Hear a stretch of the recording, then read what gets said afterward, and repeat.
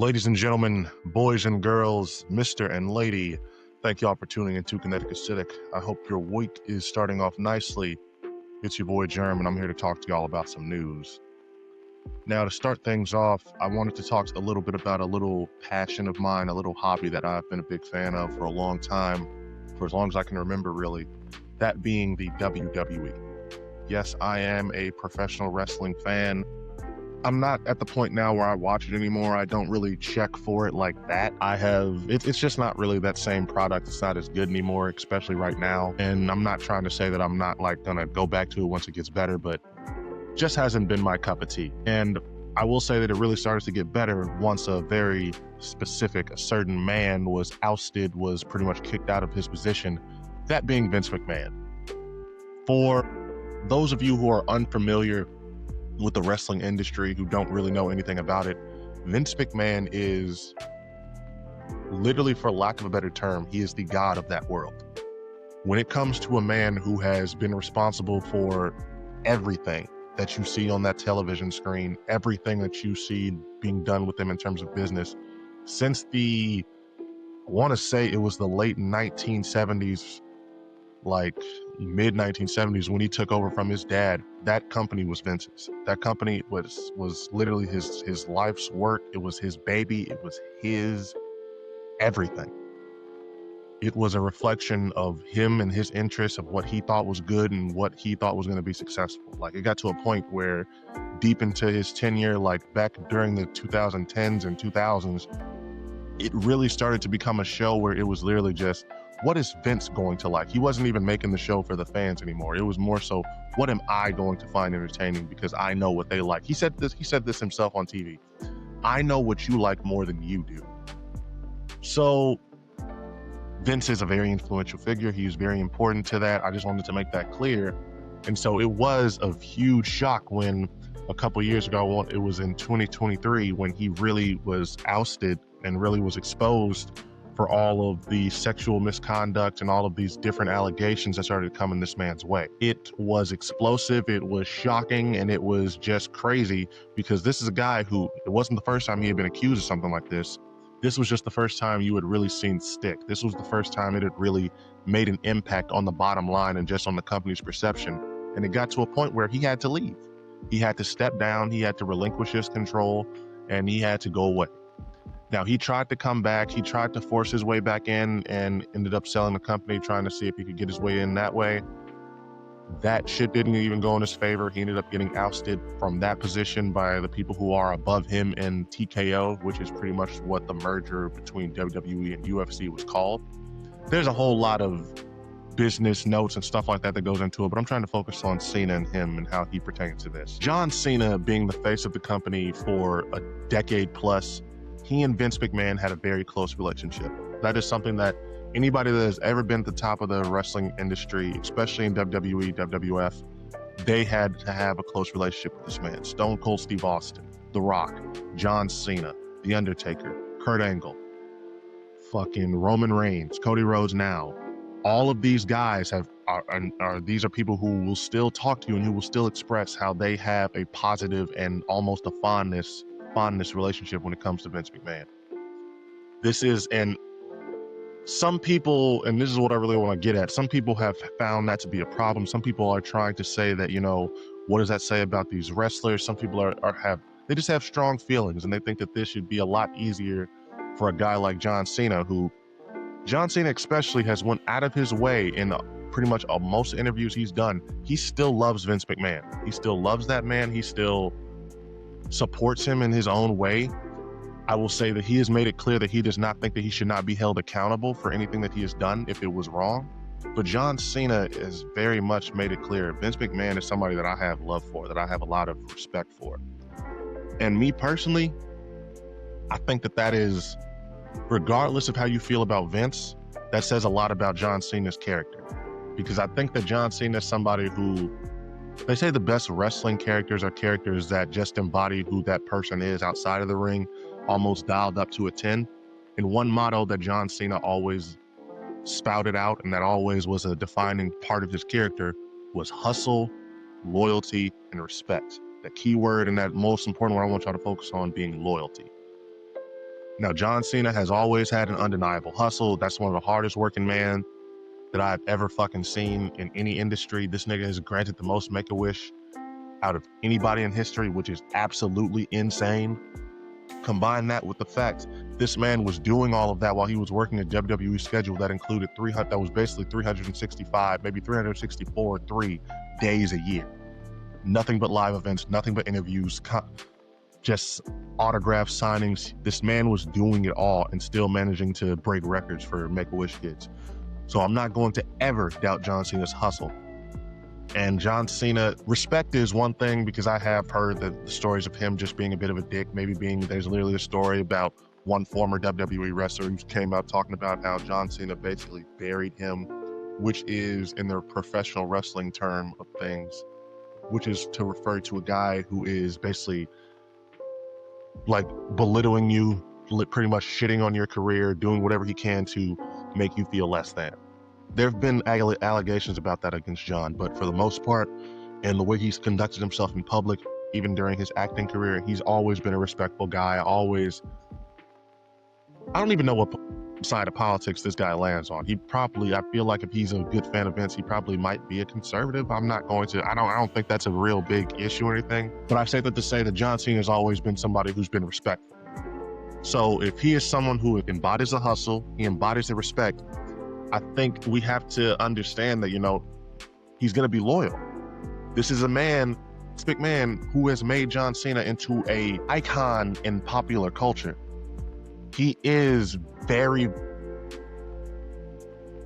I don't know a word to really describe just how big John Cena is, especially to a generation of kids who grew up watching him, who grew up seeing him as a superhero. John Cena is bigger than the company at this point.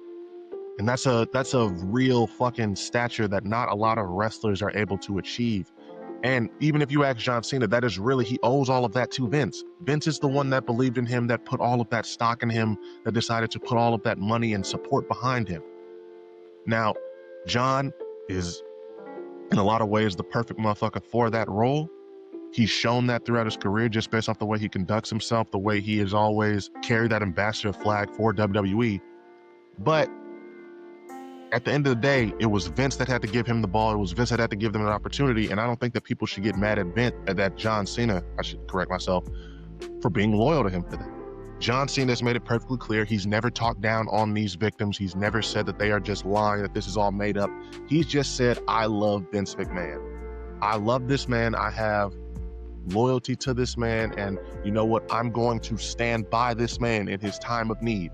And make no mistake about it, when a nigga is getting fucking rape allegations sent your way left and right, when you have all these motherfuckers coming out and really exposing you for being the shitty businessman and just a horrible human that you are, when you have a whole documentary coming out on Netflix that really buries you in the true sense of the word and shows how much of a piece of shit you were for your entire time being in charge, yeah, it does mean a lot when you have that one nigga, especially a guy of John Cena's caliber, of his reputation, who is willing to come out and say, I'm with you.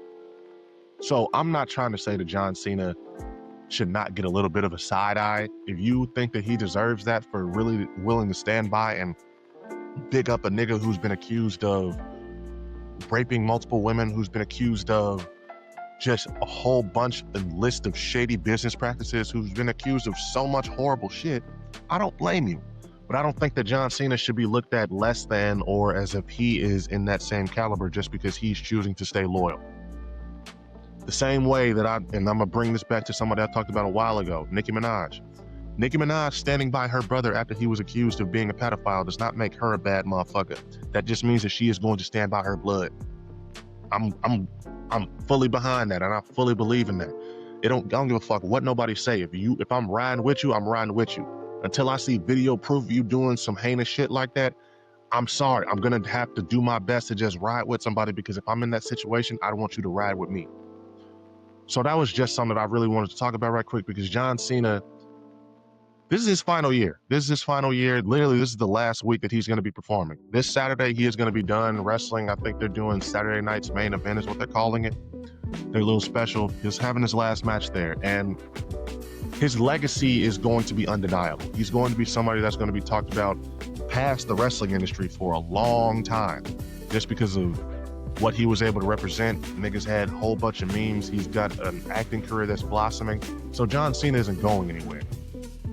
But I don't think that John Cena should ever be looked at as somebody who isn't a virtuous, who isn't really a solid ass person.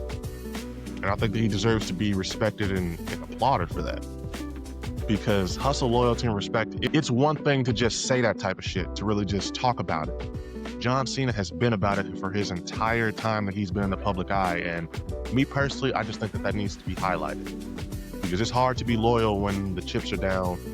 But you know what? It takes a real nigga to just stand on it. And that's John Cena. So I'm not, this ain't no Vince McMahon defense. Fuck Vince McMahon. But John Cena is a real one. All right, so next up, we have the continued fallout from this Diddy The Reckoning documentary series. It has stirred the pot. It's definitely ignited a lot of conversations around the world of hip-hop and just around the world of pop culture in general. A lot of motherfuckers been disappointed that this is really what all it has, and I'll just start with that by just saying, anybody that thought we were going to get a whole bunch of celebrity testimonials and motherfuckers that were really up there in the industry talking about what Diddy's done to them potentially, get the fuck out of here. We're not going to hear that stuff unless somebody really comes out with some like undeniable video proof, because right now you already know it's going to be a lot of AI claims if anything were to like circus.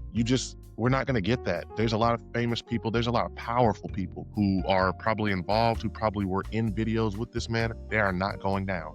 They're just not. So we just have to understand that and take it for what it is. Diddy has a lot to his story that definitely needed to be told, that while you might have heard rumors and loose stories sprinkled around and scattered, this was I want to say the first time I'd seen a lot of those like combined together and gel together. So 50 deserves a lot, well, not, because I guess apparently not 50 who was really in charge of it creatively or anything, but the directors and everybody behind this documentary does deserve some credit. But when it comes to the fallout, this shit's been crazy. 50 has continued to prove himself to just be there's nobody I would like just rather not have as an enemy than 50 Cent, because he's just a relentless motherfucker. I don't know if this has been him, but there have been AI photos of Diddy just in prison with some fucking, it looks like a dude that has gotten turned out already in prison, just attached to his arm, just shit like that it's just been like spreading throughout Facebook and other sites on the internet. Saw it on Instagram too. You've got fucking 50 doing interviews with ABC and everything because he specifically knows that they showed that in prison. So yeah, 50 Cent is just a very petty ass nigga, like a petty motherfucker, the type of nigga you don't want to have as an enemy, because that's just he's got time. He's gonna make time out of his day and out of his life to just make sure he makes your life miserable. And listen, I don't know exactly what the beef is between 50 and Diddy. 50 likes to claim that it's because Diddy tried to take him shopping and he didn't like it. Some people say it's because Diddy went after one of 50's baby moms or a girl that he was dating and really did some vile shit with her. All I know is them two niggas don't like each other, and them two niggas they really have bad blood, because it's crazy to see that type of like, he went on this fucking news platform because he knows he's gonna see that in prison. He wants this nigga to see him smiling about that man being in jail. Crazy. But not only that, now you got niggas like WRU coming out talking about 50, saying that he's no different than 50 and everything like that. You got all these different you got one of Diddy's baby mamas who would come out and pretty much talked about how that documentary was a lot of bullshit, talking shit about other people who have been talking out. You've got Gene Deal being somebody who used to be a bodyguard for Diddy. That man has been on his case for a good fucking decade, damn near. Just straight trying to yell to the world, this nigga is evil, this nigga is sick, he's a liar and a snake.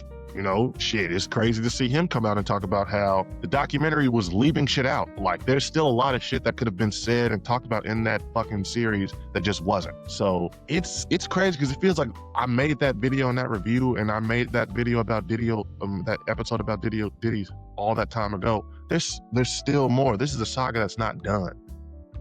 There's still so much more to be said. I still feel like there's so much more skeletons to be found out in this man's closet. So if you haven't already, definitely go watch that shit. Definitely make sure, if you watch that and you still have questions or anything, search up Gene Deal, because that's a guy that has been close to it, that's connected, that has seen most of this shit. And a lot of the stories that I'll listen to this man say while I was just going down that rabbit hole over the weekend is shit that was already in that documentary. And this is like shit that he's talked about from years and years ago. So just interesting right there. I wanted to talk about Drake and the latest little incident he's found himself in, or controversy, beef, whatever you want to refer to it as. He's found himself in. Now, he's had a little close affiliate of his, somebody who's not signed to OVO, but from Toronto, native by the name of Top 5. I guess he's a Toronto savage, if you want to call him that, Toronto gang member. But he is pretty much a guy who, he'll be in some bullshit. He was in jail up until 2024. So he got out while Kendrick and Drake were in the middle of their beef. And pretty much right once he got out, he immediately started riding for Drake, saying a whole bunch of crazy shit towards Kendrick in his camp, riding for him, sending threats. When Kendrick came to Toronto, he was the nigga that was with the loudest voice, trying to figure out like, what hotel you staying at, this and that. Doing little things to antagonize it and potentially make it deeper than just music. But he recently, over the weekend, switched his tune, completely switched up. Now this man is basically going against Drake, and he's doing everything except calling Drake a certified pedophile. So I guess where it all stems from is recently his op. I don't know what the Toronto dynamics are. I don't know what gangs affiliations. I'm not gonna get into any of that. But a nigga by the name of Pressa. And this is a guy who, if you had heard that name before, it's probably because he was dating Coyle Ray for a little second. He was into it with Top 5. And so they had been into it for a minute. I don't know where it stems from, but to the point where Pressa and Drake were supposed to be performing at some type of event together, or not together, but separately, but at the same event. Top 5 was not going for that. He wasn't happy about it. It's to the point where he's able to tell Drake, yo, that's my op. Drake gets him pulled from the performance. He ain't got nothing to worry about. But I guess Drake, for whatever reason, decided, you know what, I'm not going to be blackballing anybody like that. I'm not going to be trying to get down like that. Not only has he done a song with him, he reposted his mixtape or his album. Top 5 presses him on it in his DMs, yo, that's my op. Drake responds, I'm just trying to make Toronto look good. I get it. He's trying to, put the city on. Motherfuckers do complain and bitch at him for that. I'm one of the main motherfuckers that be like, yo, what have you really ever done for Toronto music? Well, he's trying. Top 5 ain't feeling it, and Top 5 responds by telling him, you trying to make Toronto look good, nigga, I'm gonna make LA look good. And so ever since that exchange, this nigga posted Not Like Us artwork and everything, posted the song. He's been chopping it up with the niggas he was getting into it on behalf of Drake not too long ago. Hit a J3, if you had heard of him, they were into it. I guess Kendrick Weed Carrier, Drake Weed Carrier, and now instead of weed carrying for each other, they're both on the same side. It's a real 180. I get why. I guess since if you and your op are into it in that type of level of seriousness, I get it. And I'm not going to say that I blame Drake either, because at the end of the day, like, bro, he is bigger than any regional gang bullshit they got going on. This nigga Drake has a different level of power. He's damn near bigger than their prime minister or president or whatever. So I can understand him wanting to, just show support, actually put on for the city of Toronto, so it's not just him, so he doesn't have to deal with that fucking label anymore. It bit him in the ass, because now Top 5 is calling him a nail dress wearing, a nail polish wearing weirdo, going above and beyond. He's pretty, like I said, he's done everything except agree with Drake being called a pedophile. But this man was on DJ Academics, just going ahead, giving the interview, just pretty much making it clear, I don't fuck with Drake doing this. He said specifically Pressa was supposed to perform at Wireless, and I told Drake if he lets a guy perform, it's a problem, so Drake pulled him out. And he said, he even called out another nigga in the OBO camp. He called out Chubb, saying, you know that part where he says Chubbs with the hand-me-downs? That's facts. I see both sides of this. This nigga Top 5 is a lame. He's a goofy. He's clearly a clout chaser who's just trying to get on by latching himself up next to Drake. I don't really believe that he was really trying to ride for Toronto or defend anything. This man was just trying to get in Drake's good graces, try to get some clout and fame off of this. He got social media fame, but the music is just not good. I don't know if I heard one 30-second snippet of this man's music, and I've never listened to it again.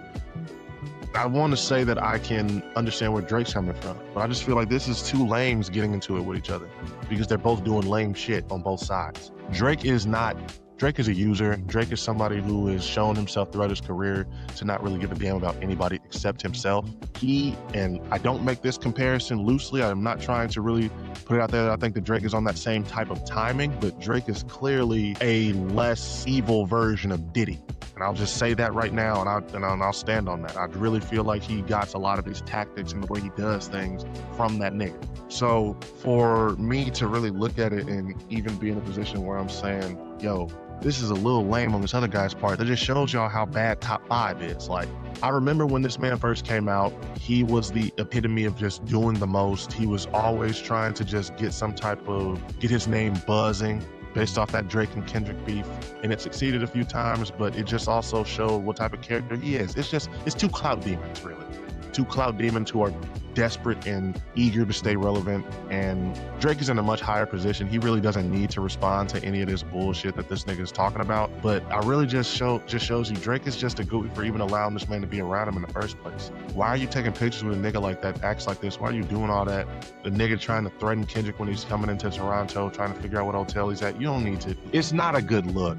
It's not a good look. It's not the way you want to conduct yourself. And it's a relationship that was just clearly always going to end up like this, because Top 5 Drake was never really going to put him on. He was never really going to do anything for him. And Top 5 was never going to really ride for Drake and really going to be loyal to him when push came to shove. But it just goes to show you again and again how Drake is just not like us. He's not smart with the way he conducts himself. He's not smart with the people he keeps around him. Baka got a weird case, why is he around type shit. Drake is just a goofy. He is a goofy, he's a lame, he just happened to have a lot of money, and there's not much else to say about him. You know, like, Drake is who Drake is. I hope that maybe one day he's eventually able to change. He's able to actually accept himself for who he is. But I have no faith at the end of the day, because all that Drake has shown over this past couple of years is that he's not as smart as we all thought he was. And I say this as somebody who, before that Kendrick beef popped off, I thought, you know what, even if he really were to get into it, Drake is smart enough to know how to handle himself. He's smart enough to know how to control the public narrative. He didn't come across as the idiot that he's shown himself to be, but he is. And all I can say to that is, Drake, I hope you just learn to get some real good people around you, because the motherfuckers you have in your circle right now, they don't have your best interests at heart. And they just don't. Alrighty, everybody. This has been Kinetic Aesthetic. I want to say to the ladies and gentlemen, the boys and girls, the Mr. and the ladies, thank y'all for tuning in. Hope y'all are having a beautiful start to your week. I hope this Monday has been successful for you and nice. And just stay tuned, because tomorrow we're going to be coming right back at you with a sports talk. We'll hit you on Wednesday with a review. Thursday, we'll just hit you with something special. But I hope everybody's having a great December. I hope it's starting off nicely, like I said. Make sure y'all drink some water. Make sure you tell your friends and family that you love them. Make sure that you like, follow, subscribe on whatever platform that you're listening, watching, tuning in on, because it makes a huge difference. It really does show me that you guys are fucking with the content, and it keeps me motivated. So once again, thank you all so much. Please leave a comment. Tell me something that you want to see me cover, that you want to hear me talk about. Just continue to be good people. This has been your boy Germ. Love y'all. Have a good one.